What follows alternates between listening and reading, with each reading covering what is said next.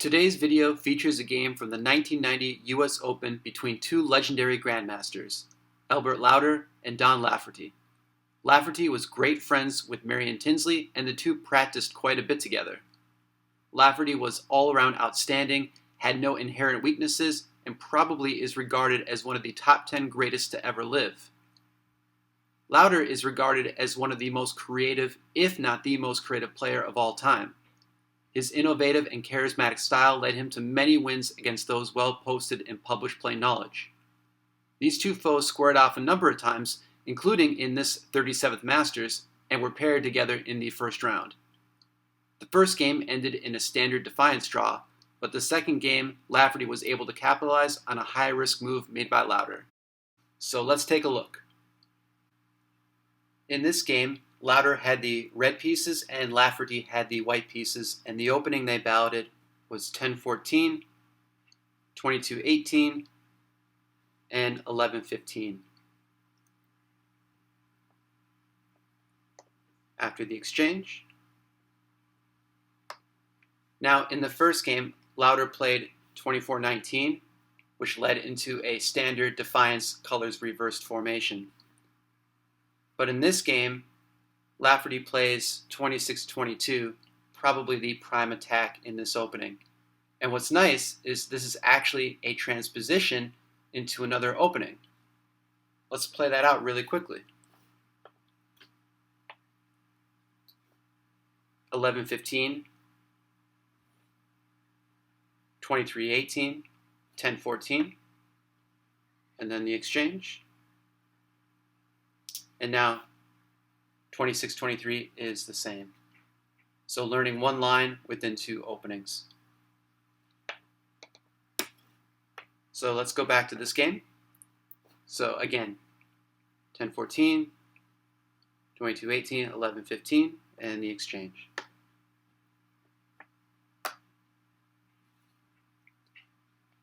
So these next moves are actually very quite common in this development. 6-10 is played next. Now you may think, well, maybe covering up 7-11, maybe 3-8, because you can see there's a 2-for-2 here, but taking this 2-for-2 now is actually vastly inferior for the second side. Yes, you're breaking up Red's corner, but in turn you're also breaking up your own double corner. So keeping your double corner intact is really going to be important here. So avoiding this tempting 2-for-2 early on is going to be better off for the second side. So again, 6-10. White goes 22-17, very common developments. 4-8, 23-19, and then covering up 8-11, and 17-13, 1-6, and 25-22. Again, this is a very standard line of play for both sides here. After 14, 17,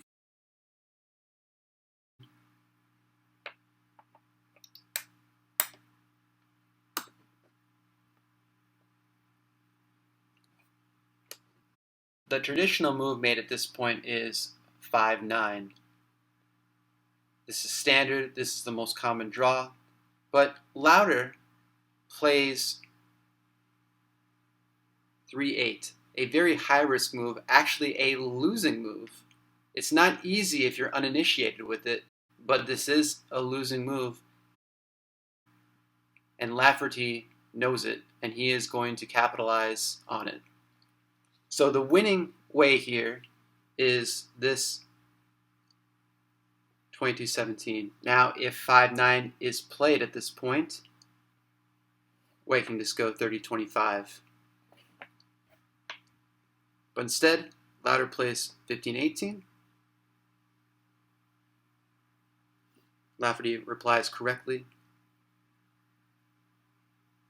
And again, Lowder advances into the 22 square. This 27-23 is correct next. After 11-15, and now 28-24, and now red has to be very, very careful.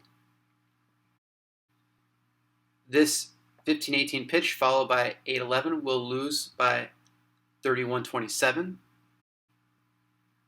So really, red is running out of moves. 5-9 can't be played because of 23-18.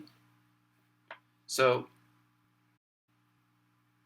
red's going to try to get a little bit of time back by actually pitching a piece. So white is a piece up now. Lowder goes 5-9. And now this fantastic 20-16 move will win the game. Now, if 8-11 is played, white just has this 31-27 move again after the jumps, and then 17-14, and red is lost. So instead, red has to get this piece out of the way by exchanging off with 7-11.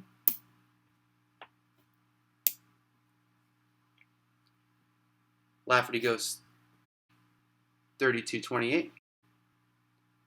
And again, red can't really do anything out of its single corner at this point. 11-16 will lose with the 24-20. It can't go 12-16. It can't go 15-18, so it have to go 9-14. After the exchange here. And again, really nowhere for red to go. So after 11-15, Lafferty goes 31-26, and Lowder resigns at this point. If we play it out, we can see that the exposed elbow here is going to prove costly for red, because both of these pieces will ultimately be lost. So let's take a look at it from the other side now. Okay, let's take a look at this now, but this time from Lowder's perspective, and the opening 10-14, 22-18, and 11-15. So after the exchange. And the prime attack with 26-22.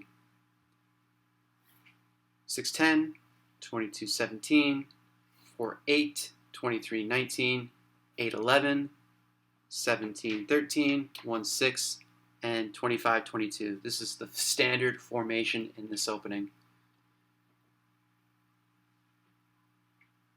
14-17 was played next.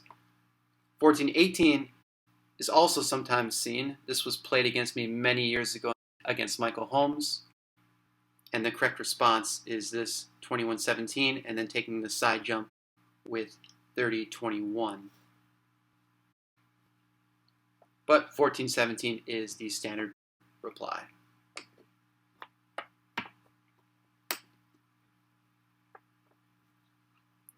And as I mentioned, 5-9 is standard here, but 3-8 was played in this game. And you think, well, it doesn't look so bad. You have a pyramid formation here, good solid columns and foundations, but this is a losing move. 22-17 is the correct response. And again, if 5-9 now, you have 30-25 to cover up. But instead, 15-18 was played.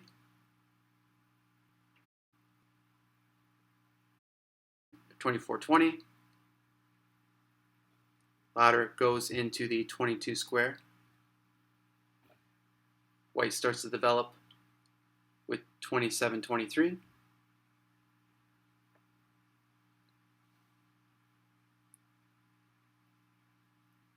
And now again, red is extremely limited, and Lowder pitches the piece at this point. So after the pitch, now you have 5-9, and then this star 20-16 move. So again, red doesn't have very many options, so it goes 7-11.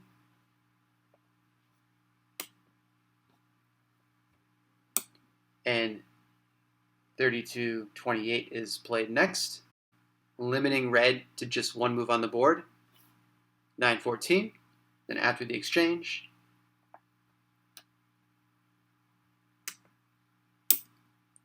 you have this 11-15 move. Again, nowhere else on the board to go. And then after 31-26, Lowder does resign because you have this weak elbow here, and white is going to take 2 of those pieces no matter what. Marion Tinsley went on to win the 1990 U.S. Open, and Chinook finished runner-up. Lafferty came in 5th, and Lowder finished 7th. So, my apologies in advance if I'm not as responsive to your comments or feedback. But if you are interested in other games from yesteryear, be sure to check out this playlist. Thanks, as always, for watching.